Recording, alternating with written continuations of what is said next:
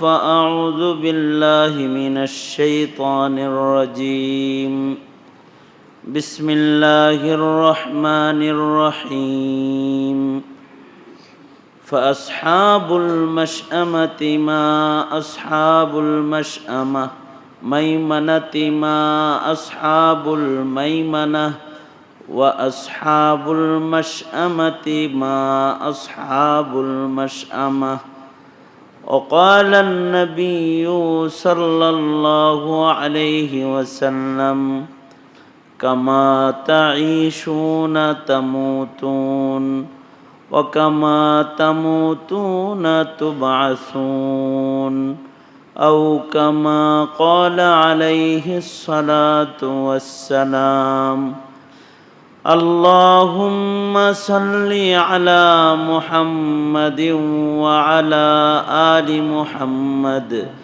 كما صليت على إبراهيم وعلى آل إبراهيم إنك حميد مجيد اللهم بارك على محمد وعلى آل محمد كما باركت على إبراهيم وعلى آل إبراهيم إنك حميد مجيد الحمد لله বয়স্ক কোরআনে কারীমের একটা কোর্স কমপ্লিট হয়েছে। দোয়া এবং যারা এই কোর্সে অংশগ্রহণ করেছে তাদেরকে পুরস্কার বিতরণ, মসজিদের ভেতরে একটা ইসলাহি মাহফিল, দোয়া মজলিস। আলহামদুলিল্লাহ, মজলিসে বুজুর্গ উলামা হযরতগণ তাশরীফ এনেছেন। মজলিসের সভাপতি আমাদের মুরব্বী একজন আলেমে দ্বীন, পাশাপাশি অত্র আশুলিয়ার বিভিন্ন মসজিদের খতিব, মাদ্রাসার মুহতামিম, আশপাশের আইম্মায়ে মাসাজিদ, ইমাম হযরতগণও মজলিসে হাজির হয়েছেন। সব মিলায়া একটা বরকতি পরিবেশ মসজিদের ভেতরে। আমি শামিল হইতে পারছি, ব্যক্তিগতভাবে আমি শুকরগুজার। কিছু কথা সংক্ষেপে বলা দাওয়াতের নিয়তে। মানুষ দুই ভাগ হয়ে যাবে মৃত্যুর মাধ্যমে। এক ভাগ মানুষ আল্লাহ পাকের কাছ থেকে পুরস্কার পাওয়ার উপযুক্ত মানুষ হিসেবে, ডানপন্থী হিসেবে, মুমিন হিসেবে কবরে চলে যাবে। আর এক প্রকারের মানুষ ঈমান হারা হয়ে দুনিয়া থেকে বিদায় নিয়ে চলে যাবে।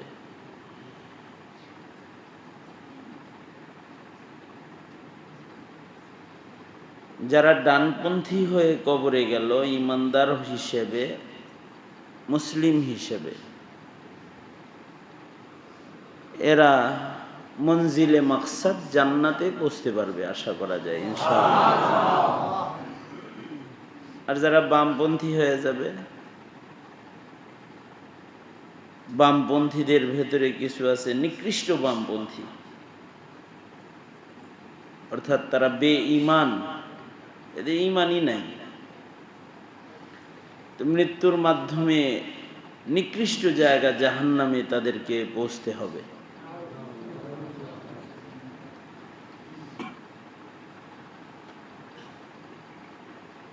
সবচেয়ে খুশনসিব, কপালওয়ালা ডানপন্থী হইল তারা যারা আওলাদে মুসলিমিন, আওলাদুল মুসলিমিন, আতফালুল মুসলিমিন, যারা মুসলিম হিসেবে জন্ম নিয়েছে এবং তারা মুসলিম হিসেবে মৃত্যুবরণ করছে, এরা হলো সবচেয়ে কপালওয়ালা, ভাগ্যবান। আমাদের খুশনসিব যে আমাদেরকে আল্লাহ তাআলা মুমিনের ঘরে জন্মদান করছেন। এটা আমাদের খুশনসিব। এই নসিব মূল্যায়ন হবে তখন যখন আমাদের মৃত্যুটাও ঈমানের সাথে হবে, মুসলিম হিসেবে হবে। বহুত মানুষ আছে যাদের জন্ম ঈমানদার হিসেবে হয় কিন্তু মৃত্যু তাদের বামপন্থী হিসেবে হয়, বহুত আছে। মুসলিম ঘরে জন্ম কিন্তু নাস্তিক ঘরনায় মৃত্যু, মুসলিম ঘরনায় মুমিনের ঘরনায় জন্ম কিন্তু ইহুদি নাসারাদের ঘরনায় মৃত্যু, অনেক আছে। আমার সাথে একজনের দেখা হয়েছে হজের সফর থেকে ফেরার পথে, বিমানের উপরে আমার খেদমতে ছিল, ওর নাম আলী। আমাকে এসে জিজ্ঞেস করতেছে, তুমি কি সুন্নি মুসলিম? আমার দাড়ি ধরে বলে, সুন্নি মুসলিম? হ্যাঁ। তুমি সুন্নি মুসলিম? না। তবে আমার দাদা সুন্নি মুসলিম। ও বলে যে আমার দাদা মুসলিম, বাবাও মুসলিম ছিল কিন্তু মা খ্রিস্টান। বাবা আমাদের নাম রাখছে, বড় ভাইয়ের নাম আবু বকর, মেজো ভাইয়ের নাম উমর, সেজো ভাইয়ের নাম ওসমান, আমি নাম্বার 4, আমার নাম আলী। কিন্তু আব্বা ছোটবেলায় মারা গেছে, আমরা ছোট থাকতেই মা আমাদেরকে খ্রিস্টান বানায় ফেলছে। আমাদের বিবিও খ্রিস্টান, আমরাও খ্রিস্টান। অসুবিধা নাই, অসুবিধা নেই, তোমরাও একটা ধর্ম মানো, আমরাও একটা ধর্ম মানি। সে আমাকে বলতেছে অসুবিধা নেই। বলেন অসুবিধা আছে না নাই? জন্ম তো হয়েছিল ইমানদার হিসেবে, কিন্তু মূল্য কি হিসেবে মরতেছে? খ্রিস্টান হিসেবে।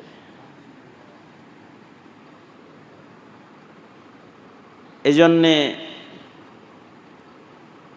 প্রজন্মের মুসলমান মুমিন যারা,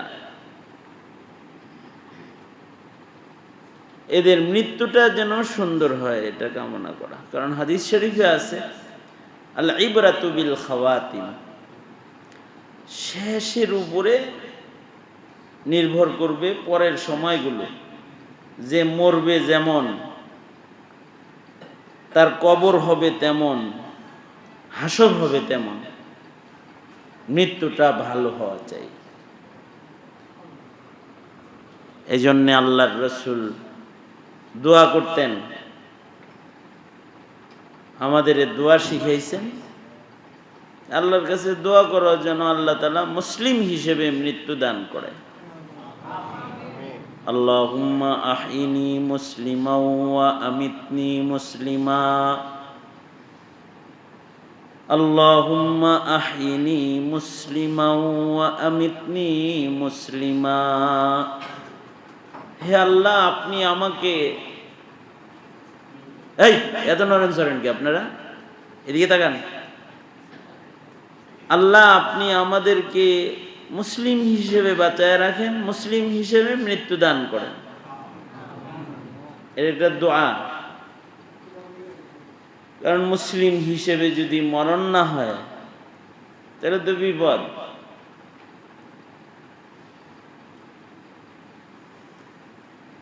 আমরা তো এক প্রকারের ঈমান নিয়ে বাইচা রইলাম, কিন্তু আমাদের পরে যারা আসতেছে, নেক্সট জেনারেশন, তাদের কি অবস্থা?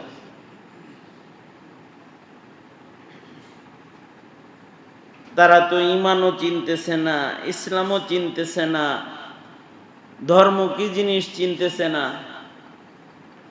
কোনটা শিরিক কোনটা কুফুর এটা বুঝতেছে না, কোনটা বিদআত কোনটা সুন্নাত এটা চিনতেছে না। এদের শেষ অবস্থাটা কি হবে?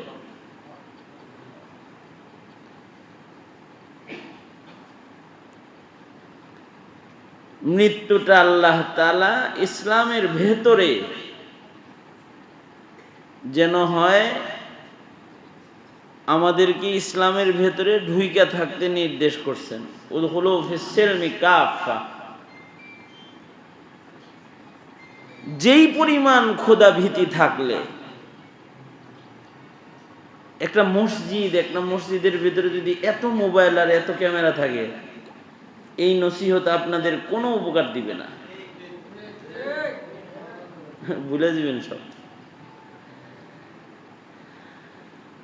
নসিহত তো ইলম, নসিহতটা যিনি করে আর যারা শোনে, এরা উভয়ই যখন আমলে রূপান্তরিত করবে তখন এটা ইলমে দ্বীন হবে। আর যদি আমল না হয় তাহলে ওইটা মালুমাত হবে। মালুমাত দিয়া নাজাত পাওয়া যায় না, ইলমে দ্বীন দিয়া নাজাত পাওয়া যায়। মালুমাত অনেক খ্রিস্টানের অনেক বেশি আছে, কিন্তু ইলমে দ্বীন অনেক সময় 3 দিন 7 দিন এক চিল্লা লাগাইছে এমন মুমিনকে আল্লাহ তাআলা ইলমে দ্বীন দান করেন, তার ভেতরে আমল করার যোগ্যতা আসে। তো ওই 6 উসুল শিখে 6টা কথা, এইটা তার এত দামি ইলমে পরিণত হয় যে এটা তাকে জান্নাত পর্যন্ত পৌঁছায় দেয়। অনেক শুনলেন, ঘন্টার পর ঘন্টা শুনলেন, কিন্তু কোনো মানার মাদ্দা নাই, হয় না। আর মাসিয়াত মিশ্রিত মালুমাত কখনো মামুলাত করার উপযুক্ত শক্তি উপহার দেয় না। শুনবেন কিন্তু ভুলা যাবেন। এই যে বলতেছি শুনতেছেন, কিন্তু গুনাহ মিশ্রিত হওয়ার কারণে এটা ভুলা যাবেন। ইমামে শাফিঈ রহমতুল্লাহ আলাইহি, উনি ওনার উস্তাদ হযরত ওয়াকি রহমতুল্লাহ আলাইহিকে যায় বলছিলেন, আমি তো পড়ি অনেক, শিখি অনেক, কিন্তু ভুলে যাই, মনে থাকে না। তো উনি একটা কবিতার মাধ্যমে নিজের এই অবস্থা প্রকাশও করছেন। শাকাউতু ইলা ওয়াকিইন মিন সুই হিফজি ফাআওসানি ইলা তারকিল মাআসি। আমি আমার উস্তাদ হযরত ওয়াকি এর কাছে শিকায়াত করেছি যে আমি পড়ি, ইলম হাসিল করি, কিন্তু এগুলো ভুলে যাই, মনে থাকে না। ফাআওসানি ইলা তারকিল মাআসি ফাইন্নাল ইলমা নূরুম মিন ইলাহি নূরুল্লাহ লা ইউতা লিআসি। ইলম এটা তো আল্লাহ পাকের নূর, গুনাহগারকে এটা দেয়া হয় না। গুনাহগার ইলমের দ্বারা উপকৃত হয় না। যেই শ্রোতারা গুনাহ ছাড়তে পারে না, তাদের ওয়াজ তাদেরকে উপকার করে না।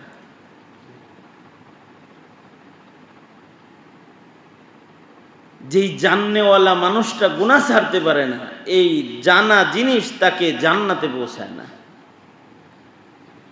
একটা হলো মালুমাত, অনেক কিছু জানা, আর একটা হলো যা জানে এটা মানা।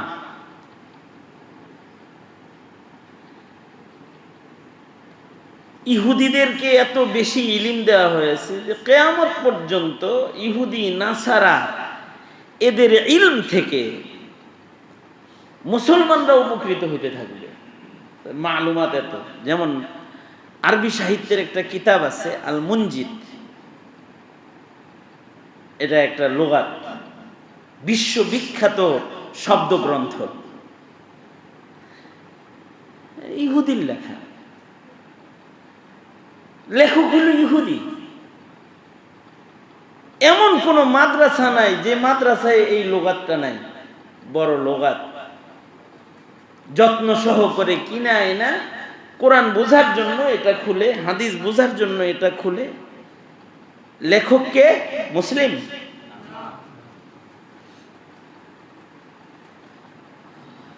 কিন্তু তার ওই মালুমাত তাকে জান্নাতে পৌঁছায় না।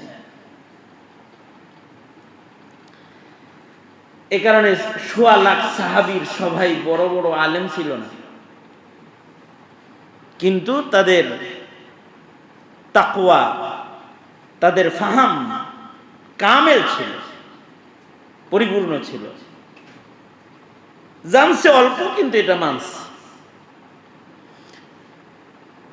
ইমাম মালিক রহমতুল্লাহ আলাইহি বলেন, লাইসাল ইলম বিকাসরাতির রিওয়ায়াত, অনেক রেওয়ায়াত জানার নাম, অনেক শব্দ জানার নাম, অনেক নুসুস মুখস্থ করার নাম ইলম না, বরঞ্চ ইলম হইল যেটা আল্লাহ তাআলা বান্দার কলবের ভেতরে দান করেন, আল্লাহ পাকের পক্ষ থেকে নূর হিসেবে, যেই নূর তাকে আল্লাহ পর্যন্ত পৌঁছায় দেয়, ওইটা হলো ইলম। অল্প কথা হইলেও হয়, ঘন্টার পর ঘন্টা শোনা জরুরি না। খুব অল্প শুনছি, কিন্তু এটার উপরে আমল হয়েছে, এটা তাকে আল্লাহ পর্যন্ত পৌঁছায় দেয়, এটা হলো ইলম। এ কারণে ইলমের মসনাদ অনেক দামি, মাজলিসুল ইলম অনেক দামি, মাজলিসুল উলামা অনেক দামি।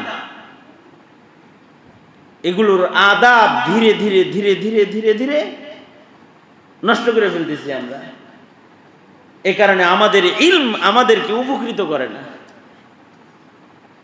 ফাঁক দিয়ে একটা কথা বললাম আর কি, তো মোদ্দা কথা হইল, জানতেছি তো অনেক, কিন্তু মৃত্যুটা যা জানে ওইটা মাইনা হইতেছে না, তাহলে তো হইল না। মুসলিম শরীফের রিওয়ায়াত, আল্লাহর রাসূল বলেন, মাইয়িত দুই প্রকার, মাইয়িত দুই প্রকার। এক প্রকারের মাইয়িত হলো মুস্তারিহ মাইয়িত, মাইয়িত গুলা মৃত্যুর মাধ্যমে তারা শান্ত হয়ে শান্তির জান্নাতে পৌঁছে যায়, এক প্রকারের মাইয়িত মুস্তারিহ।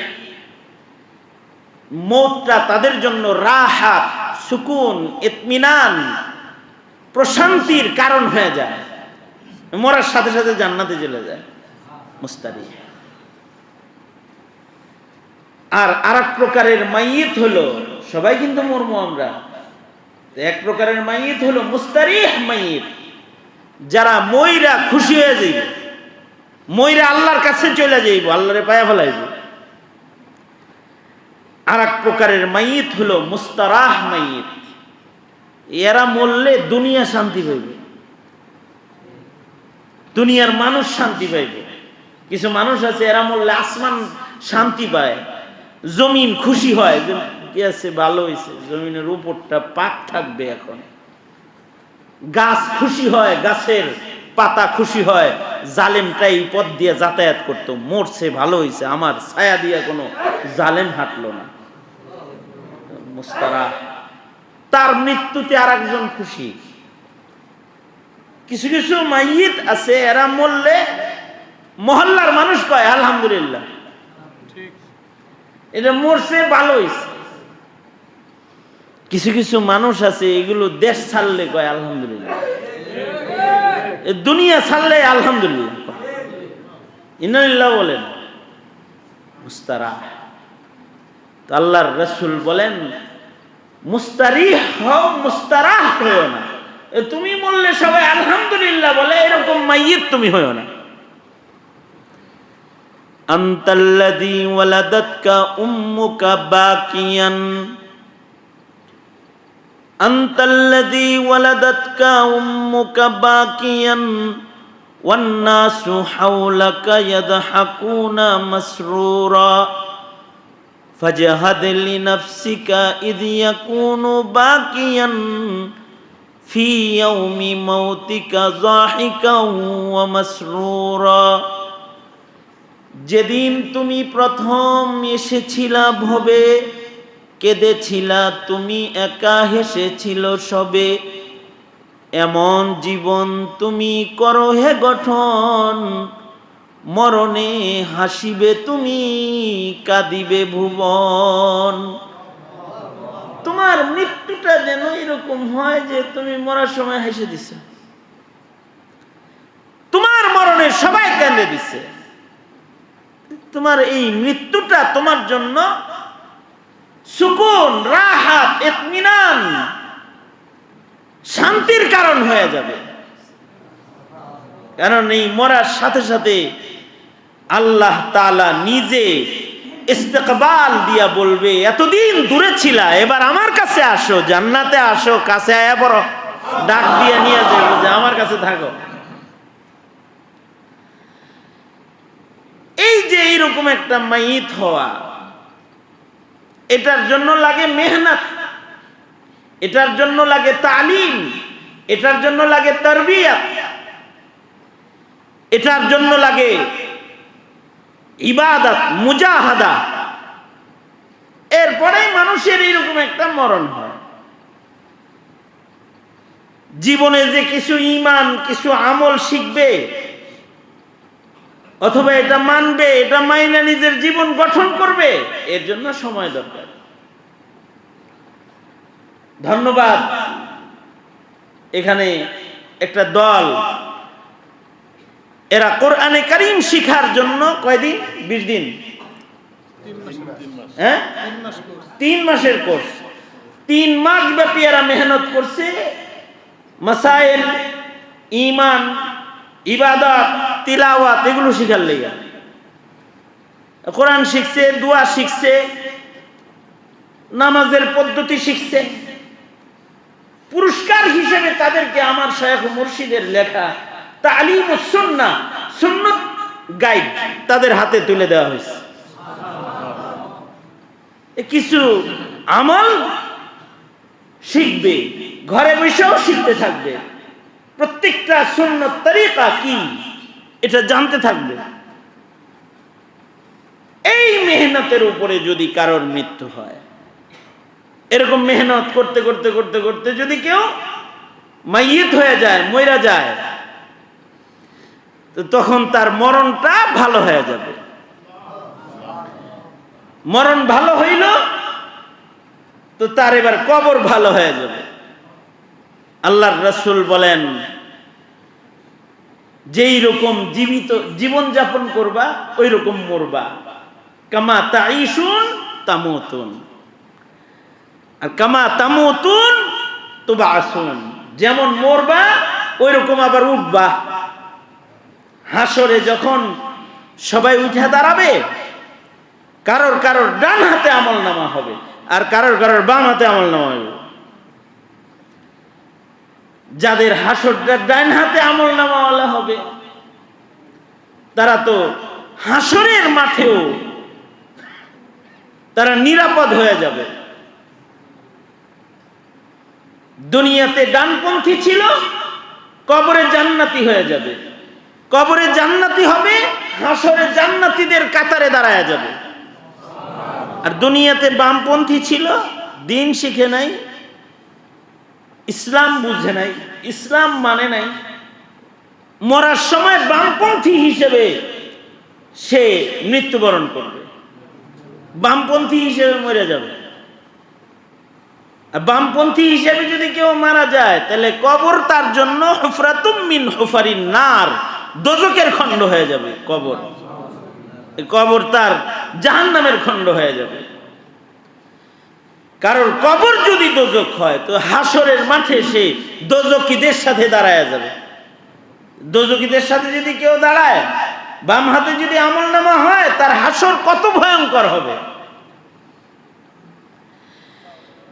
এ কারণে নিজেরা এবং নিজেদের প্রজন্ম, নিজেদের ঘর, নিজেদের সমাজ, এদের জীবন, এদের মরণ, এটা যেন ডানপন্থী হয়, বামপন্থী যেন না হয়, এই মেহনত করা, ওদেরকে সিরাতে মুস্তাকিম দেখায় দেওয়া, দ্বীনি বুঝ, দ্বীনি সমাজ, দ্বীনি বুঝ যেটা, এইটা তাদেরকে উপহার দেওয়া, দ্বীনি বুঝ উপহার দেওয়া।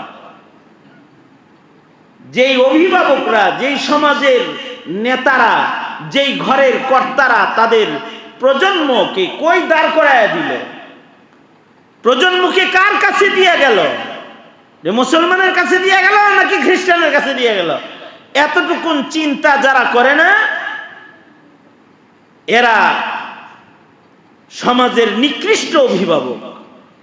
সে হোক পিতা, হোক বড় ভাই, হোক দাদা, হোক নানা, হোক সমাজের নেতা, কিন্তু সমাজকে দ্বীনি পথ দেখায় নাই। সামনের প্রজন্ম যারা, তাদেরকে দ্বীনি রাস্তায় দাঁড় করায় দেয় নাই, তো সে নিকৃষ্ট, অভিশপ্ত। ময়দানে মাহশারে এইটার জন্য তাকে আসামির আদালতে কাঠগড়ায় দাঁড়াইতে হবে। এই কারণে এইরকম নসিহা লাগে, ইসলাহি মজলিস লাগে, উলামায়ে দ্বীনদের কথা লাগে, বক্তব্য লাগে, উলামায়ে দ্বীনদের কথা শোনা লাগে। কেন?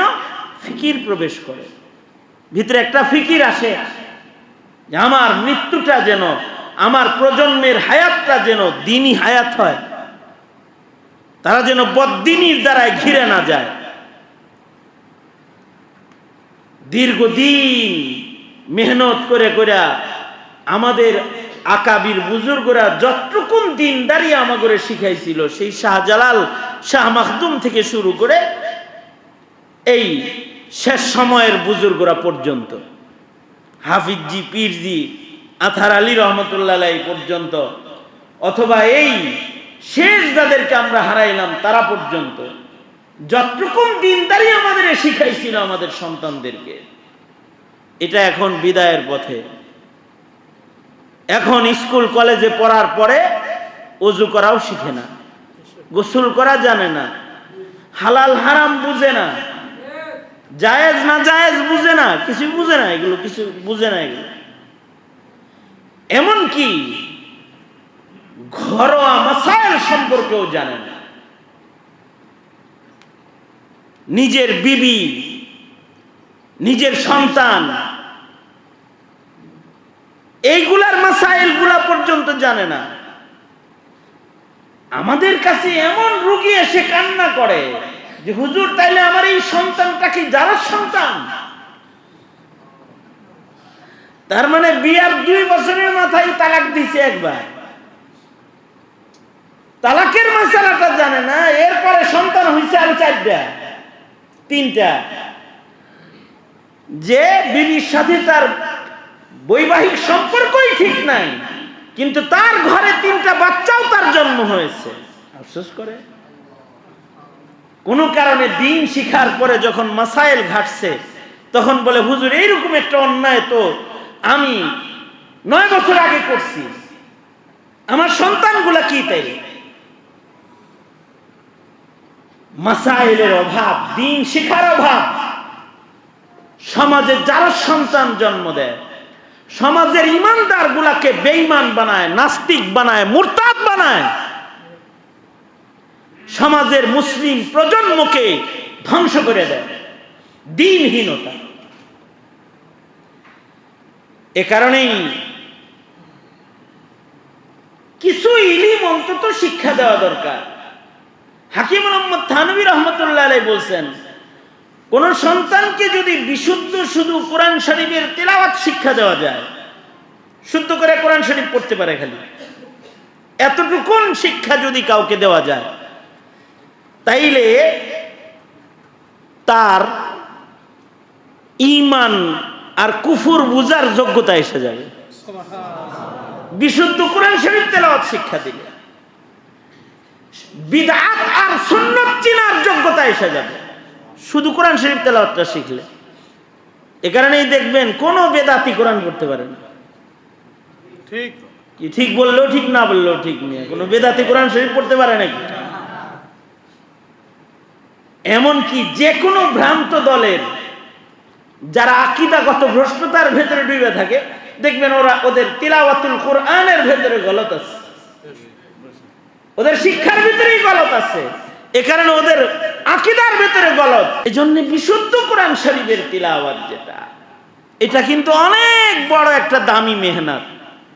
আশুলিয়ার উলামায়ে কেরামদের শুকরিয়া আদায় করে আপনারা শেষ করতে পারবেন না। এই যে আবার নতুন আরেকটা ঘোষণা হলো, এটা কোন মসজিদে হবে? বাজার, কাঠগড়া বাজার মসজিদে আবার 3 মাস হবে। এটা শুকরিয়া আদায় করে শেষ করতে পারবেন না। আল্লাহ তাআলা এদের মেহনতকে কবুল করে নেক, আমিন বলেন।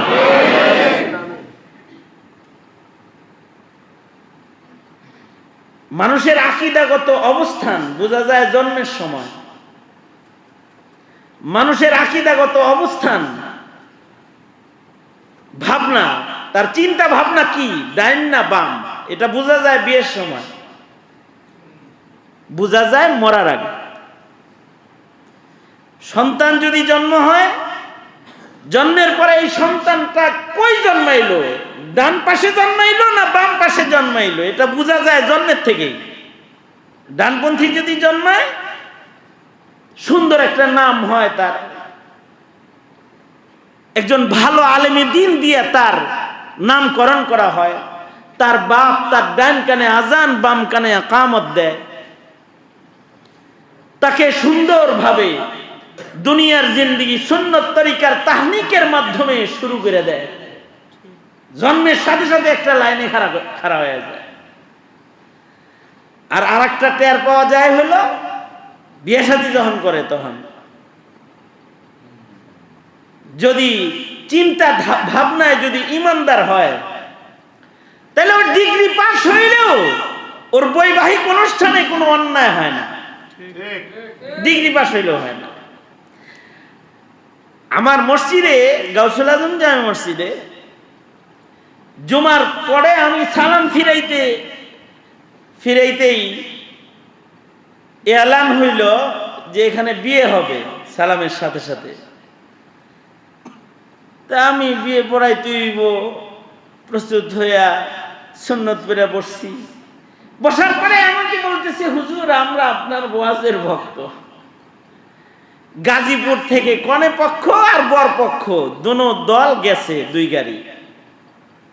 এদের খানা পিনা গাজীপুরে হবে, শুধু আগদটা মসজিদের ভেতরে করে পর্দা পশিদার মাধ্যমে নিজেদের বিয়ের অনুষ্ঠান শেষ করার জন্য হঠাৎ করে মসজিদে আসছে। এর খবর নিছি, হুজুর এখানে জুমা পড়াবেন, তা আপনি কবুলটা পড়ায় দেন, খুতবাটা দিয়ে দেন, আমরা বাড়িতে যাই সুন্নত তরিকায় খানা পিনা করব। আমরা কোন যে আমগর খানা কই, এই খেজুর লয়ে এসেছি। বিয়ের অনুষ্ঠানটা ধনী পরিবার, শত শত কোটি টাকার মালিকেরা, কিন্তু মসজিদের ভেতরে আগ্ধ হইল। তাদের চিন্তা ভাবনার ভেতরে গায়ে হলুদ, গুরানি ফিরানি, বাজনা, তারপরে বৌবাত, এই সেই অনুষ্ঠান, এগুলো কিছু নাই, তাদের মাথার ভিতরেই নাই। এই ঘরের মানুষের কর্তা যারা, তাদের মেহনতটা হইছে। আমি জিগাইলাম যে আপনাদের এই অবস্থা? আলহামদুলিল্লাহ। দাদা ছিল ফয়জুর রহমান রহমতুল্লাহ আলাইহির মুরিদ, বড় মসজিদের মরহুম বড় হুজুর রহমতুল্লাহ আলাইহি ময়মনসিংহ, ওনার মুরিদ ছিল দাদা। আর বাপ যে ছিল আব্দুল হালিম হুসাইনি রহমতুল্লাহ আলাইহির কাছে বায়া, বুড়া হয়ে গেছে। নাতি প্রজন্ম আইছে পুতির বিয়ায় মসজিদের ভিতরে। দাদা আর বাবার মেহনত নাতি পুতি পর্যন্ত ঠিক রাখছে। আমি আমার উস্তাদে মুহতারাম শেখুল হাদিস আল্লামা আজিজুল হক রহমতুল্লাহর কাছে এই কথা বহুবার শুনছি। সেটা হলো কায়েদে আজম মোহাম্মদ আলী জিন্নাহ সারা জিন্দেগি তো রাজনীতি করছে, মৃত্যুর আগ দিয়ে আপনজনদেরকে, ছেলে সন্তান ছিল না, তো আপনজনদেরকে ডেকে বলছে মৃত্যুর আগ দিয়া, সেটা হলো যে আমি মরে গেলে আমার জানাজাটা সাব্বির আহমদ উসমানী দেওবন্দিকে দিয়ে পড়াবো। এটা হলো মরার আগে মোহাম্মদ আলী জিন্নাহর ওসিয়ত। এটা কায়েদে আজমের ওসিয়ত, এটা যে আমার জানাজার নামাজ পড়াইবা সাব্বির আহমদ উসমানী রহমতুল্লাহ আলাইহিকে দিয়ে। সাব্বির আহমদ উসমানী ছিলেন শেখুল ইসলাম, ওনার কাছে শেখুল হাদিস আল্লামা আজিজুল হক রহমতুল্লাহ আলাইহি বাংলাদেশ থেকে বুখারী পড়ার জন্য গেছেন, 2 বার বুখারী শরীফ পড়ছেন ওনার কাছে। এই শাব্বির আহমদ উসমানী দেওবন্দিকে দিয়া নিজের জানাজা এটার ওসিয়ত করছে মরার আগে, যদি কারোর ভেতরে দ্বীন ঈমান থাকে তো মৃত্যুর আগ দিয়া সে ভালো হয়ে যায়। এক সময় তার দাড়িবিহীন মুখটা দাড়ি দিয়ে ভরে যায় মরার আগে। এক সময় তার দুর্বল দেহ কিন্তু ঘরের নামাজ ভুলা যায়, মসজিদের পয়লা কাতার তার মুসাল্লা হয়ে যায়। ওই যে চিন্তা ভাবনা, ভাবনার ভেতরে ডানপন্থী ভাব যেটা, এটা তাকে দুর্বল বদনে রাতের ইবাদত করায়, দুর্বল চোখে বসে বসে তাকে কোরআন পড়ায়। এই যে ভাবনাটা, এই ভাবনাগুলোর চাষাবাদ করতে হয় মিয়া। দাঁড়া আর পুঁইশাক চাষ ছাড়া হয় না। আর ইমানদারি আর ইসলাম তুমি চাষ করবা না, এমনিই হবে। কল্পনা করতে পারবা প্রজন্মরে মুসলমান বানাইতে পারবা না, মুসলমান বানাইতে পারবা না। এ কারণে ভাই ও দোস্ত বুজুর্গ, নিজেদের প্রজন্মের ভেতরে এই মেহনত এইটা জারি রাখতে হবে ইনশাআল্লাহ। আল্লাহ তৌফিক দান করেন, আমিন বলেন। কারণ বিলাখের সবাই মরতে হইব, মরণটা ভালো হইলে কমাস কম মৃত্যুটাও যদি কারোর ভালো হয়ে যায়, কতটুকুন মরণ ভালো হইলে সুখের সংবাদ।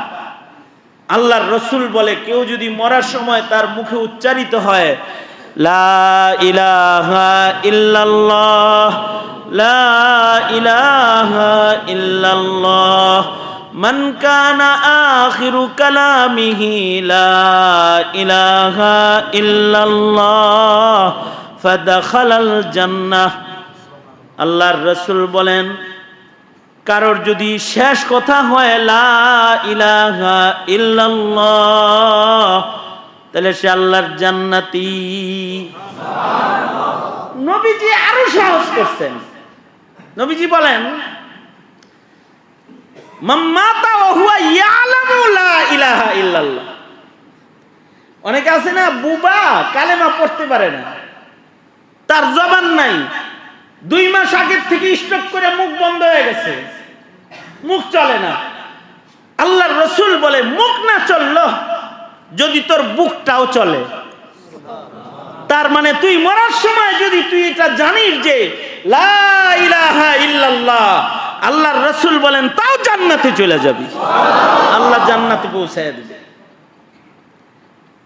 আশ্চর্য বিষয় হলো, সামনের প্রজন্মের মুসলমান জানেই না লা ইলাহা ইল্লাল্লাহ, এটা জানে না। এক আল্লাহর তাওহীদ, একাত্মবাদ, এটার তালিম নাই, এটা শিক্ষা দেওয়া হয় না। এ কারণে প্রজন্মের ভেতরে এই তালিমটুকুও নাই। সুতরাং এই উলামায়ে দ্বীনদের এই মেহনতকে আমরা কদরদানি করব ইনশাআল্লাহ বলেন। আল্লাহ তাআলা আহলুল ইলম যারা মেহনত করতেছে তাদের এই মেহনতকে কবুল করেন, এবং এই মসজিদ, আপনাদের মসজিদের ইমাম সাহেব জাহিদুল ইসলাম, তাকেও আল্লাহ কবুল করেন। আরও যত ইমাম মাসাজিদরা আসছেন সবাইকে আল্লাহ তাআলা কবুল মঞ্জুর করেন। আমাদের সকলের সন্তানদেরকে আল্লাহ তাআলা, প্রজন্মকে আল্লাহ তাআলা আমাদের নাজাতের উসিলা বানায় দেন। আমাদের নাজাতের জন্য যেন আমাদের প্রজন্ম উসিলা হয়, আল্লাহ তাআলা কবুল মঞ্জুর করেন এই কামনা করি। আমি নিজেও দোয়া চাই আপনাদের কাছে, আল্লাহ তাআলা যে কয়দিন বাঁচায় রাখেন, দ্বীনের উপরে ইস্তেকামতের সাথে আকাবির ও আসলাফদের পদাঙ্ক অনুসরণ করে মেহনত করার তৌফিক দান করেন, এই দোয়া আপনাদের কাছে চাই। আর বিশেষভাবে আমাদের আরেকটা বই আসছে মার্কেটে, 313 মাশায়েখে বাংলাদেশ। বাংলাদেশের মশহুর বুজুর্গদের জীবনী দিয়ে সুসজ্জিত একটা বই, 313 জন বুজুর্গের জীবনী সংকলনের একটা খেদমত আমরা করেছি। এই বইটা আপনারা সংগ্রহ করে নেবেন, ঘরে রাখবেন। লাভ হবে কি, যে আপনার সন্তানরা জমিনের যোগ্য যোগ্য ইমানদারদেরকে চিনবে, যোগ্য যোগ্য অলি বুজুর্গদেরকে চিনবে, তাদের হায়াত সম্পর্কে জানবে। আর সন্তানদের ভেতরে দ্বীনি ইসলাহি নিসাবের যে বইগুলো আছে এগুলো ঘরে তালিম করেন, ফাজাইলে আমলের তালিম ঘরে চালু করেন, হেকায়াতে সাহাবা পড়ান, বেহেশতে জেওর কিতাব বাংলা আছে, মাসাইলগুলো একজনে পড়েন, সবাই শোনো। বাবা পড়বে তো ঘরের সবাই শুনবে এক বেলা, নাটক দেখতে পারে 6 বেলা, মাসালা পড়তে পারে না 3 বেলা। এ কারণে তো রেজাত কাকে বলে জানে না, বিয়া কাকে বলে জানে না, তালাক কোনটা এটা জানে না, কিভাবে বউ ছুটে যায় এটা জানে না, কিভাবে স্বামী স্ত্রীর বন্ধন নষ্ট হয়ে যায় এটা বুঝে না, কিছু বুঝে না, অটো মুসলমানই চলতেছে। আল্লাহ তাআলা আমাদেরকে মেহনত করার মাধ্যমেই নাজাত দান করবেন। মেহনত না করলে উম্মত নাজাত পাবে না, মেহনত লাগবে, মেহনত করব ইনশাআল্লাহ। আল্লাহ তাআলা আমাদের সবাইকে কবুল করেন। সবাই ইস্তিগফার পড়েন। আস্তাগফিরুল্লাহ রাব্বি মিন কুল্লি যামবি ওয়া আতুবু ইলাইহি লা হাওলা ওয়ালা কুওয়াতা ইল্লা বিল্লাহিল আলিয়্যিল আযীম। আস্তাগফিরুল্লাহাল্লাযী লা ইলাহা ইল্লা হুয়াল হাইয়ুল কাইয়্যুম ওয়া আতুবু ইলাইহি।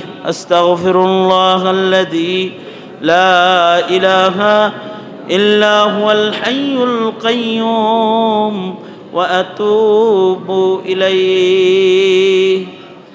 নিজেদের আখলাক ইবাদতের পাশাপাশি আখলাক গঠন দরকার। আখলাকের কারণে ইবাদতের ওজন হবে। এই একই কাতারে নামাজ পড়তেছে 50 জন, পয়লা কাতারের মুসল্লি, একজন আর আখলাক সুন্দর, তার নামাজের ওজন, ইবাদতের ওজন মিজানের পালায় বেশি হবে। এজন্যে নবীদেরকে আল্লাহ তাআলা আখলাক দান করছেন। সব নবীদের আখলাক আলী ছিল, আমাদের নবীজির আখলাক আলী ছিল। ইন্নাকা লাআলা খুলুকিন আযীম। আখলাক, এই অনলাইন পৃথিবী আইসা আমাদের আখলাক চরিত্র নষ্ট করে দিতেছে। একদিক দিয়ে আখলাক নষ্ট হইতেছে, আখলাক গঠনের মেহনত লাগবে না? আখলাকটা নষ্ট হওয়ার আয়োজন তো অনেক আছে, আখলাক গঠনের মেহনত লাগবে না? আখলাক লাগবে। জবানের হিফাজত, নজরের হিফাজত, ফিকির ও আফকারের হিফাজত,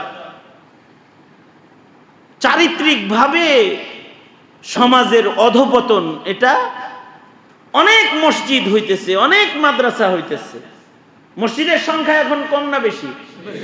এই কথা কন না, মসজিদের সংখ্যা কম না বেশি? মাদ্রাসার সংখ্যা কম না বেশি? মুফতি মুহাদ্দিসের সংখ্যা এলাকায় কম না বেশি? আজকের এখন থেকে খুব হইলে 40 বছর আগের কথা, অথবা 50 বছর, স্বাধীনতার পর 60 বছর আগের কথা। ওই সময়ে একটা গ্রামে, একটা জেলায় হাফেজ ছিল একজন। আমার আব্বার মুখে শুনছি, আব্বা বলেন যে আমি যখন প্রথম হাফেজ হইছি তো আমাকে দেখার জন্য গোটা মানিকগঞ্জ জেলার থেকে মানুষ আসছে যে একজন নাকি হাফেজ হয়েছে, তার একটু দেখে আসে।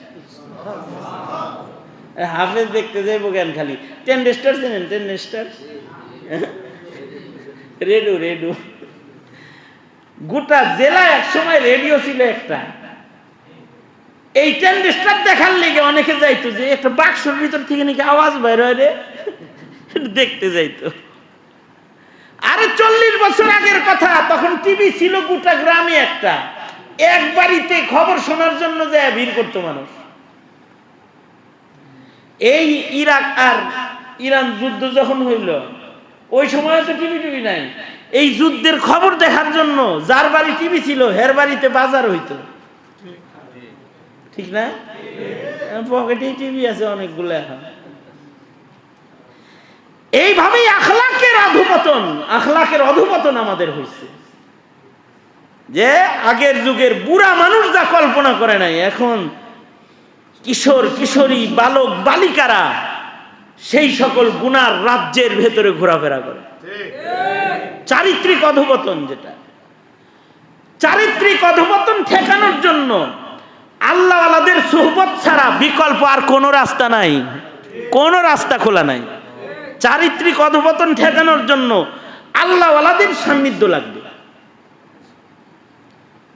এই যন্ত্র দিয়া অনেক মালুমাত হাসিল করা যাবে, কিন্তু চারিত্রিক অবক্ষয় থেকে রক্ষা পাওয়া যাবে না। এ কারণে ইত্তাকুল্লাহ ওয়া কুনু মা'আস সাদিকিন। এ কারণে মোল্লার কাছে বসে থাকতে হয়, কিছু কথা শুনতে হয়। আলেমদের সামনে মক্তবের বাচ্চার মতো বসে থাকতে হয়, কিছু শুনতে হয়। এর দ্বারা চরিত্র গঠন হয়, চারিত্রিক যোগ্যতা আসে। রাগ হয়ে থাকলে মাফ করে দিয়েন, কারণ আপনারা এখন সবাই অনেক জ্ঞানী, আপনাদেরকে কথা বলা মুশকিল এখন। আপনারা এখন বললেন হুজুর কি জানে, আমরাও অনেক জানি। হ্যাঁ জানেনই তো, আমরাও মানি, আপনারা জানেন, জানেন তো, জানে তো অনেক, কিন্তু চারিত্রিক যে অবক্ষয়, এটার থেকে জাতিকে বাঁচাইতে হবে। ছোট ছোট মাসালা জানেন না, পণ্ডিত মশাই আপনি তো অনেক বড় পণ্ডিত, ছোট্ট একটা মাসালা জানেন না তো পেসপুস লাগাই দিচ্ছেন জনমের পেস। একজন আমার এসে কয় যে হুজুর আমার বউ তো খালি কসম খায়, কি করি? কেন কসমের মাসাইল শেখার নাই? মাসাইল কি আবার হুজুর, কি কসম খায় আপনার ছেলে? কয় ছেলেরে কসম খায়, কয় এই আল্লাহর কসম তোরে বাদ দিব না, আল্লাহর কসম তোরে এটা দিব না, আল্লাহর কসম তোরে এটা দিব না। বেডি মানুষ তো খালি কসম খায়। আমি তো কসমের মাসালাও তো শিখাইতে হইব, তাইলে না কসম কসম করতে হিসাব নিকেশ করে করব। কসম কোন জায়গায় করণ যাইব, কোন জায়গায় করা যাইব না, কি কসম করা যাইব, কি কসম করা যাইব না, কোন কসম কাফারা দিয়া হলেও ভাঙতে হইব, কোন কসম ভাঙতে হইব না, তাও তো শিখুন লাগে। এটা না শিখলে পরে তো কইব যে খোদার কসম 28 টাকা দিয়ে কিনছি। কি কইছে? কিনছে মনে করেন 21 টাকা দিয়ে, এক কসমে 28 বানায় 7 টাকা লাভ কসমের ভিতরেই ঢুকাইছে। আল্লাহর কসম 27 টাকা দিয়ে কিনছি, 28 টাকা দিয়ে কিনছি। কিনছে কত দিয়া? হ্যাঁ, এক কসম হইলেই তো কইছে ঠিক আছে তাহলে 28.5 টাকা নিস। যা, তোমার হের চিন্তা হইলো যে বেশি দিলাম না, কত দিছি, মাত্র 8 আনা। তো এক কসম দিয়া উঠাইছে কত? হ্যাঁ,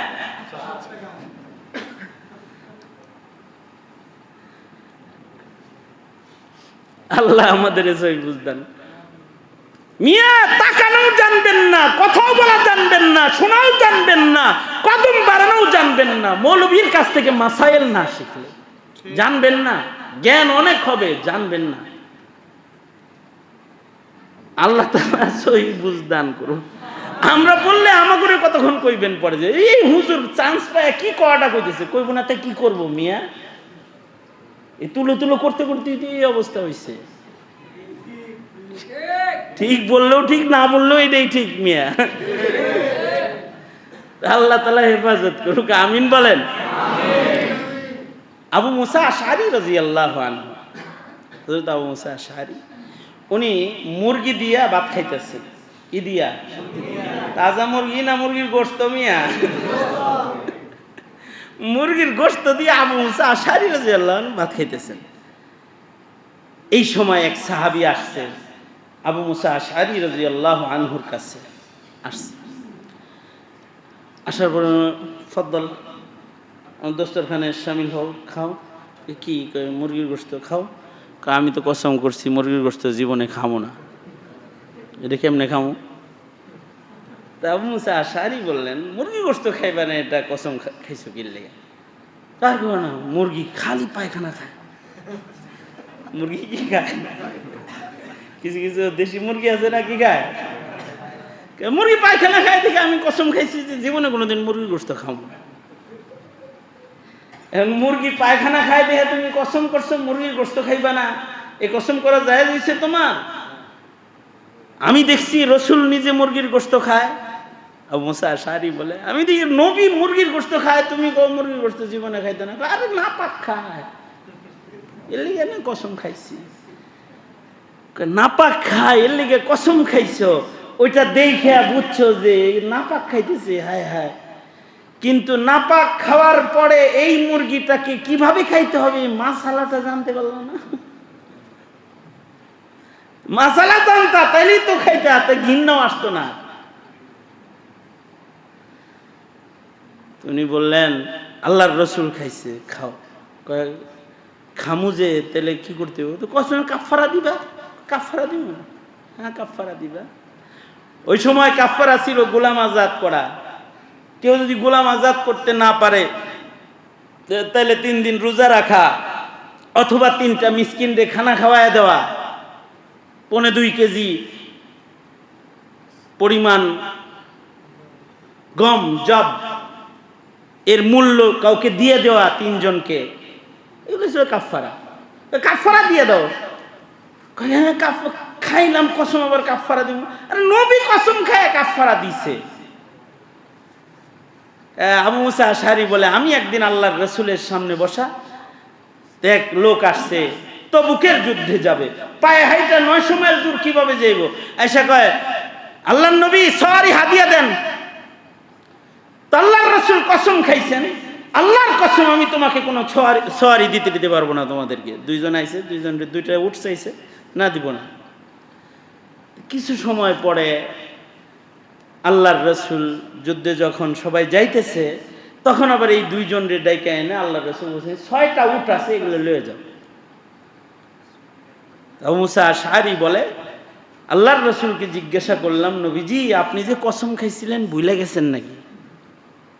তারা তো সওয়ারি দিবেন না, কসম খাইছিলেন, আর দিয়ে এখন 6টা দিলেন যে? আল্লাহর রসুল বলেন কসম যখন খাইছি তখন তো একটা ভাবের উপরে কসম করে ফেলেছি, কিন্তু পরে দেখলাম সওয়ারি না দিলে ওরা এই 900 মাইল যাইব কেমনে, কসমটা করা ঠিক হয় নাই। এটা যখন বুঝেছি তো কসম ভেঙ্গে দিয়ে দিলাম, কাফারা আদায় করে দিব। তার মানে আল্লাহর রাসূল, আবু মুসা আশআরী বলে আল্লাহর রাসূলকে দিয়ে কসম করায়, কসম ভাঙ্গায় আল্লাহ তাআলা কাফারা দেওয়ায়া শিক্ষা আমাদের কাছে এইটা রাখছে, তোরা যদি কখনো হারাম কসম খাস তো লিমা তুহাররিমু মা হাল্লাল্লাহু লাক, যেটা আল্লাহ তাআলা হালাল করছে এটা কসম খেয়ে হারাম করবি কেন? আবার আল্লাহ যেটা হারাম করছে এটা ফালতু লোকের ফতোয়া শুনে হালাল করো কেন? শিখা লইতে পারো না মিয়া? এতটুকুন শিখবা না? এই জন্যই তলাবুল ইলমি ফারিদাতুন আলা কুল্লি মুসলিম। এখন তো না শিখাইলে ধর্মীয় কথোপকথনটা পর্যন্ত বলতে পারবে না। আল্লাহ তাআলা আমাদেরকে শিখার তৌফিক দান করেন, উলামায়ে কেরামের সান্নিধ্যে গিয়ে মাসাইল শিক্ষা গ্রহণ করার তৌফিক দান করেন। আলহামদুলিল্লাহি রাব্বিল আলামিন, والصلاة والسلام على سيد الأنبياء والمرسلين محمد وعلى آله وأصحابه أجمعين. ربنا ظلمنا أنفسنا وإن لم تغفر لنا وترحمنا لنكونن من الخاسرين. رب العالمين, তোমার কালাম কোরআনে কারীমের 3 মাস ব্যাপী কোর্স হয়েছে। তোমার বান্দারা কোরআনে কারীম শিখেছে, নসিহত হয়েছে। তোমার বান্দারা মসজিদে বসে কিছু কথা শুনেছে, ওলামা হযরতরা বসে রয়েছে, যোগ্য বুজুর্গ ওলামায়ে দ্বীন সহকারে নেক মজলিসে বসে কিছু নেক কথা বলে 2টা হাত তোমার দরবারে তুলে ধরেছি। মেহেরবানি করে আমাদের জিন্দেগির সব গুনাহ তুমি মাফ করে দাও আল্লাহ। ইয়া আল্লাহ, যারা কোরআনে কারীম হাতে নিয়েছে ইয়া আল্লাহ তাদের খানদানকে ডানপন্থী খানদান হিসেবে কবুল মঞ্জুর করে নাও। ইয়া আল্লাহ, প্রজন্মকে বাঁচাও, দিন বুঝার তৌফিক দাও, দিন মানার তৌফিক দাও আল্লাহ। পৃথিবীর নিকৃষ্ট জালেম ইসরায়েলকে হালাক করে দাও আল্লাহ। সারা দুনিয়ার মুসলমানদেরকে নাজাত আর শান্তি দান করো ইয়া আল্লাহ। প্রিয় মাতৃভূমি বাংলাদেশ, এদেশের মুসলমানদের ঈমান আমলকে বাঁচানোর তৌফিক দান করো আল্লাহ। রব্বুল আলামিন হার কিসমের গুমরাহি থেকে সকলকে ধরে ধরে বাঁচাও। দূর দারাজ থেকে উলামা হযরতরা যারা কোরবানি করে মজলিসে শামিল হয়েছেন, কদম কদম নেক তাদের তুমি দান করো আল্লাহ। রব্বুল আলামিন ইয়া আল্লাহ, উলামায়ে দ্বীনদেরকে বেশি বেশি মেহনত করার তৌফিক দান করো। জাতিকে উলামায়ে দ্বীনের কদর করার তৌফিক দান করো আল্লাহ। রব্বুল আলামিন আমাদের যত আপনজন কবরে চলে গেছে, তাদের কবরগুলা জান্নাতের বাগান বানায় দাও আল্লাহ। অনেকের আব্বা কবরে, অনেকের আম্মা কবরে, দাদা দাদি, নানা নানি, শ্বশুর শাশুড়ি অনেকের কবরে। আমাদের যত আপনজন কবরে চলে গেছে, তাদের কবরগুলা জান্নাতের বাগান বানায় দাও আল্লাহ। রব্বুল আলামিন যারা অসুস্থ রোগী ঘরে আছে, তাদেরকে সুস্থ নেক হায়াত দান করো। রব্বুল আলামিন দরিদ্রকে দারিদ্রতার থেকে বাঁচাও, অভাবীর অভাব দূর করে দাও, ঋণগ্রস্তকে ঋণ মুক্ত করে দাও আল্লাহ। পেরেশান বান্দার পেরেশানি দূর করে দাও আল্লাহ। ইয়া আল্লাহ রব্বুল আলামিন অত্র এলাকায় সুন্নতের হাওয়া চালু করে দাও। মসজিদ, আহলে মসজিদ, মসজিদের ইমাম, মসজিদের কমিটি, মসজিদের মুসল্লি সকলকে কবুল মঞ্জুর করে নাও। গোটা এলাকার সকল মসজিদগুলোকে তুমি আবাদ করে দাও আল্লাহ। যত খায়ের দাও, যত শার আছে তার থেকে আমাদেরকে ধরে ধরে বাঁচাও। আল্লাহুম্মা ইন্না নাসআলুকাল জান্নাতা ওয়া রিযাকা ওয়া নাউযু বিকা মিনান নার। আল্লাহুম্মা আফিনা ফি কুদরাতিকা ওয়া আদখিলনা ফি রাহমাতিক। আল্লাহুম্মা আজিরনা মিনান নার। اللهم إنا نسألك الهدى والتقى والعفاف والغنى اللهم وفقنا لما تحب وترضى